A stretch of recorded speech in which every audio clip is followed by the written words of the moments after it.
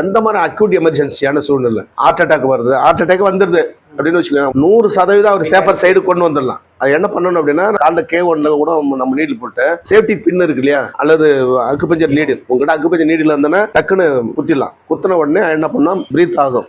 ஏன் அப்படின்னா, இந்த லங்கோட மெரிடியனோட சேர்ந்து, லங்கோட மெரிடியன் இது மெரிடியன் எங்க போகுதுன்னா இருதயத்தோட நேரடியாக அதனுடைய சாம்பருக்குள்ள தான் நுரையீரலுக்கு வருது. நுரையீரல இருந்து நேரடியாக இருதயத்திலிருந்து பிரெயினுக்கு நேரடியாக கனெக்ஷன் இருக்கு, நேரடியாக கனெக்ட் பண்ணுது. இது ஹார்ட் மெரிடியன் நேரடியாக கனெக்ட் பண்ணுது, இது லங் மெரிடியன் கனெக்ட் ஆகுது. அதனால என்ன பண்ணுது அப்படின்னா, உங்களுக்கு பிரெயின்ல பிரச்சனை ஏற்பட்டாலோ ஹார்ட்ல பிரச்சனை ஏற்பட்டாலோ எந்த மாதிரியான அக்யூட் எமர்ஜென்சி உள்ள அவசர காலத்திற்கு உடனடியாக ரெக்கவர் பண்றதுக்கான ஒரே இடம் எதுனா இதுதான். இதுல நீங்க சேஃப்டி பின்னையோ அல்லது வேற ஏதாவது அக்குபஞ்சர் நீடிலோ அதுல குத்தி விட்டுட்டீங்க அப்படின்னா ஹாஸ்பிட்டல் போற வரைக்கும் எந்த விதமான தொந்தரவும் இருக்காது. அதுக்கப்புறம் அங்க போய் அவங்களால காவந்து பண்ண முடியாது, அது செகண்டரி.